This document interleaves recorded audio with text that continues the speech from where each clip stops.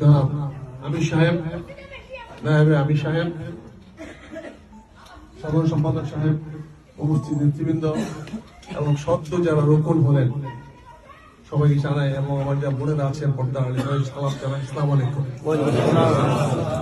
আসলে এখনো আমাদের এই পরিবেশে আমি বক্তব্য অভ্যস্ত হইনি।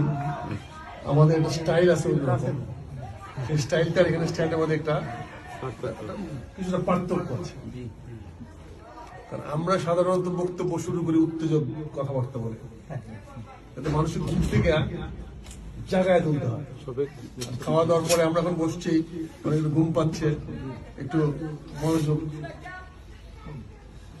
চলে যাচ্ছে, এই জন্য আমরা যখন করি তখন একটু অন্যরকম ভাবে শুরু করি। তা যেহেতু আপনার কথা শুনতে পাচ্ছেন তো, এখন এই জন্য এখন আমি খাপ খাওয়াচ্ছি আজকে প্রথম বক্তব্য। আমি নাটোরে আসছিলাম, আমার ভাই বললেন আপনাদের এখানে শপথ অনুষ্ঠান হবে। আমি ভাবলাম যে একটু দেখি ওনাদের অনুষ্ঠানটা কেমন শপথ হয়, এটা তো বলতে পারি না। ভাই বলতে চাইলাম যে আমি কি থাকতে পারবো কিনা। ওনার কৃতজ্ঞতা জানাই, উনি আমাকে আমন্ত্রণ জানিয়েছেন, আসা শুরু করে দিয়েছেন, আমি কৃতজ্ঞ। সেই সঙ্গে ভাইয়ের সঙ্গে দেখা করার ইচ্ছা ছিল, ভাই নিজে চলে আসছেন। অধ্যাপক ইউনূস সাহেব উনি এখানে প্রার্থী, ওনার অনেক মূল্যবান সময়, উনি এখন আমাদের সঙ্গে সময় দেওয়ার মতো সময় ওনার নাই। উনি জনগণের কাছে যাবেন, জনগণের কথা বলবেন। তারপরে আমার ভাই আসছেন, আমার কথা শুনে আমি অত্যন্ত কৃতজ্ঞ এবং ধন্যবাদ জানাই। আসলে আমি বলতে পারি এটুকু, আপনার ভাগ্যবান, আপনারা যে শপথটা নিলেন আমি শুনলাম। এই শপথের মাধ্যমে আমরা বাংলাদেশটা কোথায় নিতে চাই, আমরা কি করতে চাই, এটা আপনাদের বক্তব্যের মাধ্যমে, শপথের মাধ্যমে পরিষ্কার হয়ে গেছে। আপনারা দুইটা লক্ষ্য নিয়ে কাজ করছেন। একটি লক্ষ্য পরম করুণাময় আল্লাহ তাআলার সন্তুষ্টি কামনা করছেন প্রতি শব্দে শব্দে, প্রতি অক্তে অক্তে, প্রতি শ্বাসে শ্বাসে। অর্থাৎ আমরা যা কিছু করব সবকিছু আল্লাহর সন্তুষ্টির জন্য করব। এই জিনিসটা পরিষ্কার করা হয়েছে, অন্য কারোর পক্ষে না, অন্য কারোর বিপক্ষে না। আমরা জানি আমরা আল্লাহকে লা ইলাহা ইল্লাল্লাহ, যার কোনো শরীক নাই, যার কোনো অংশীদার নাই, আমরা তার সন্তুষ্টির জন্য কাজ করব। এরপরে আপনারা বলেছেন যে পৃথিবীর মানুষের কল্যাণের জন্য আপনারা কাজ করবেন, অন্যের অধিকার হস্তক্ষেপ করবেন না, অন্যের ক্ষতিগ্রস্ত করবেন না, নিজের গুনাহ করবেন না, অপরাধ করবেন না।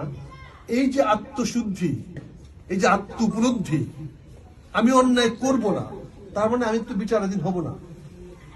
অর্থাৎ আমি নিজেকে নিজে সংশোধন করে ফেলছি। আমার জন্য আদালত দরকার নাই, আমার জন্য পুলিশ দরকার নাই, আমার জন্য প্রশাসন দরকার নাই, কারণ আমি সীমা রেখা লঙ্ঘন করব না। আইন তো তার জন্য করা হয় যে সীমারেখা লঙ্ঘন করে, শাস্তি তো তাকে দেওয়া হয় যে অপরাধ করে। কিন্তু আপনারা আজকে কি শপথ নিলেন? কবিরা গুনাহ পর্যন্ত আপনারা করবেন না, অর্থাৎ আল্লাহর কাছেও আপনারা অপরাধী হবেন না, এরকম একটি বড় শপথ আপনারা নিয়েছেন। এর চেয়ে বড় শপথ হতে পারে না। ভুল ভ্রান্তি হইতে পারে, ছোটখাটো গুনাহ আমরা করতে পারি, আমরা তো মানুষ। কিন্তু আপনারা শপথ নিয়েছেন কি? বড় গুনাহ, কবিরা গুনাহ, যে গুনাহগুলো আল্লাহ পছন্দ করেন না, যদি আমি ভুল না বুঝি, কি বলেন, সেই শপথ গুলা করবেন না। কার কাছে শপথ করছেন? আল্লাহর কাছে। সাক্ষী রাখছেন কাদেরকে? এদেশের জনগণ। জনগণকে সাক্ষী রেখে বলছেন যে আপনারা কোনো কবিরা গুনাহ করবেন না। তার মানে আল্লাহকেও আপনি এখানে আপনার পক্ষে নিয়ে আসলেন। আল্লাহ শাস্তি দেওয়ার মতো সুযোগ আপনার শপথের মধ্যে দেখা যাচ্ছে। হয়তো আল্লাহ অনেক বেশি জানে, আমার বলা কি হবে জানি না, তো মনে হয় আল্লাহকে আপনি সুযোগ দিচ্ছেন না যে আপনাকে অপরাধী করে গণ্য করা হোক। আলহামদুলিল্লাহ, এরকম একটি শপথ নিয়ে যদি আমরা একটি তৌহিদি জনতা তৈরি করতে পারি, আল্লাহর প্রতি বিশ্ব জনগণ তৈরি করতে পারি, সংখ্যায় বড় কথা নয়। ত্যাগ, মহিমা, বিশ্বাস, আকীদা, অবশ্যই আল্লাহ আমাদেরকে সফলতার দিকে নিয়ে যেতে সহায়তা করবেন ইনশাআল্লাহ। আজকে আমি আপনাদের শপথটা শুনে আমার প্রথম অভিজ্ঞতা হলো, বাড়ির থেকে শুনেছি। ভাই আরেকটা কথা আমাদেরকে বলেছেন আজ থেকে এই কথাটা আমরা আর বলতে চাই না। উনি আমাকে বলেছেন আমরা এটা একটু গোপনে করি, প্রকাশ্যে করি না। আজ থেকে আমি বিনয়ের সঙ্গে বলতে চাই, আপনারা রোকনের সভা প্রকাশ্যে করবেন। আজকে যেমন মিডিয়া আসছে, মিডিয়ার সামনে জানাবেন বাংলাদেশে কত রোকন তৈরি হচ্ছে প্রতিদিন ঘরে ঘরে। কারো রক্ত চক্ষুকে আর ভয় করবেন না। জবাবের জবাব আমরা জবাব দিব। যে যেই ভাষায় কথা বলবেন আমরা তাদেরকে জবাব সেই ভাষাই দিব। ভয়ের দিন শেষ, আর ভয় করে কথা বলবেন না। আমি একটা কথা স্পষ্ট করে দিয়েছি, আজকে আপনারা এই গঠনতন্ত্র দেখেন, এই গঠনতন্ত্র কিন্তু হয়েছে বাংলাদেশ স্বাধীন হওয়ার পরে। বাংলাদেশ কবে স্বাধীন হয়েছে? 1971 সালে। কবে? 16ই ডিসেম্বর। 16ই ডিসেম্বরে আগে বাংলাদেশ ছিল না। তার পক্ষে বিপক্ষে কেউ থাকতে পারে, এটা অন্যায় কিছু না, এটা অপরাধ কিছু না। সবাই এক পক্ষে থাকবে না। অতএব 16ই ডিসেম্বরে আগে কারা পক্ষে ছিল কারা পক্ষে ছিল না এটা বিবেচনা আসবে না যদি 16ই আগস্ট যদি আপনি বাংলাদেশের প্রতি আনুগত্য প্রকাশ করেন। কথাটা কি বলতে পারছি? এবং আমি আরো দেখতে পাচ্ছি আপনারা 1980 সনে বাংলাদেশ সরকার যখন বহুদলীয় গণতন্ত্র কায়েম করেছে, শহীদ রাষ্ট্রপতি জিয়াউর রহমান, তখন আপনারা এই গঠনতন্ত্র তৈরি করেছেন। সেটা গঠনতন্ত্র তৈরি হয়েছে কবে? মে 1980 সনে। বাংলাদেশ প্রতিষ্ঠিত হয়েছে কবে? 71 সনে। বাপ দাদার অপরাধে দুষ্ট ছেলে হইতে পারে না। আল্লাহ কোরআন শরীফে স্পষ্ট বলে দিয়েছে, তোমার পূর্বপুরুষদের অপরাধের জন্য তোমাদেরকে শাস্তির আওতায় আনা হবে না। তারপরেও জামাতের অনেককে ফাঁসির কাস্টে ঝুলানো হয়েছে।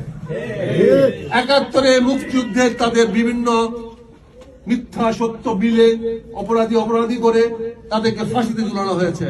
তার মানে জামাতের নেতারা তাদের মিথ্যা অপরাধেরও মূল্য দিয়ে দিয়েছে। কাজে সে ধারাবাহিকতা এখন আসতে পারে না।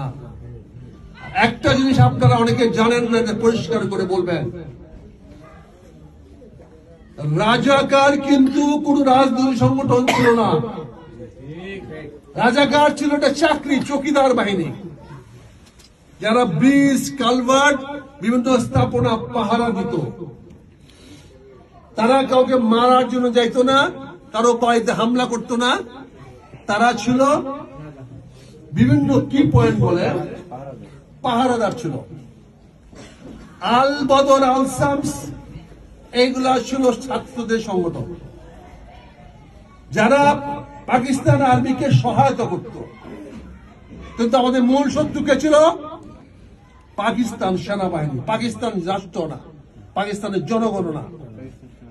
পাকিস্তানের বড় বড় সেনাবাহিনী বাংলাদেশে আমাদের অত্যাচার করেছে। আমাদের মূল শত্রুকে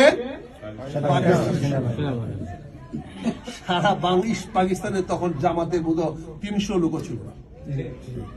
একটা অতি ক্ষুদ্র সংগঠন ছিল জামাত ইসলাম। তার চেয়ে অনেক বড় সংগঠন ছিল মুসলিম লীগ, অনেক বড় সংগঠন ছিল নেজাম ইসলাম। তারা অনেক বড় বড় সংগঠন ছিল, কিন্তু আপনারা সেগুলো প্রকাশ করতে কেন যায় না? পারেন নাই। আমরা বলতে চাই, আমাদের যুদ্ধটা জামাতের বিরুদ্ধে ছিল না, আমরা যুদ্ধ করেছি পাকিস্তান সেনাবাহিনীর বিরুদ্ধে। তারা আমাদের শত্রু।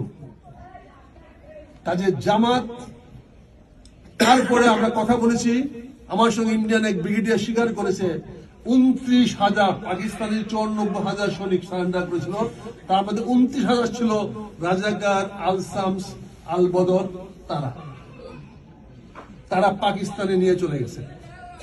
তাহলে বাংলাদেশে জামাত ইসলামের কোন লোক পাকিস্তানে যায় নাই বা ভারতে সারেন্ডার হয়। ফলে এখন থেকে জামাত যুদ্ধ অপরাধী আপনার প্রতিবাদ করতে হবে। আপনারা বলতে হবে না যে আমাদের কোন স্বাধীনতা বিরোধী মুক্তিযুদ্ধ বিরোধী কোন লোক নাই। আর আপনাদের অনেকের জন্ম হয়েছে 1971 সনে 16 ডিসেম্বরের পরে, যারা বাই বর্ন জন্মগত ভাবে বাংলাদেশী। আর এই বাংলাদেশিদেরকে জামাত ইসলাম স্বীকার করেছে, এই মুক্তিযুদ্ধকে বাংলাদেশ জামাত ইসলাম স্বীকার করেছে।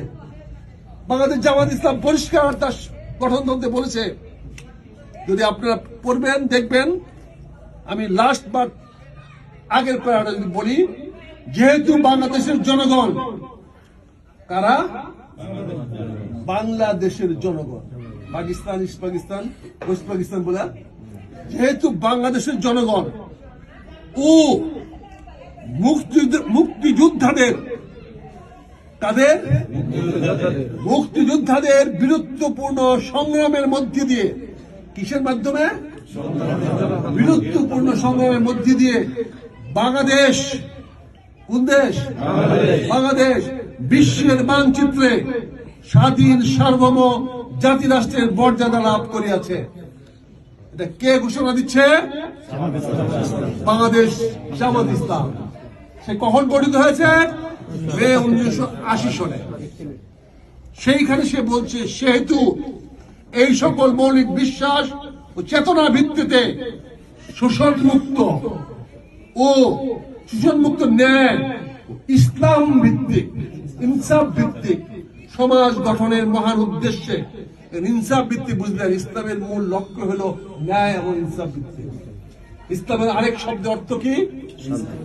শান্তি, যার নির্ধারণ করে ন্যায় এবং ইনসাফ।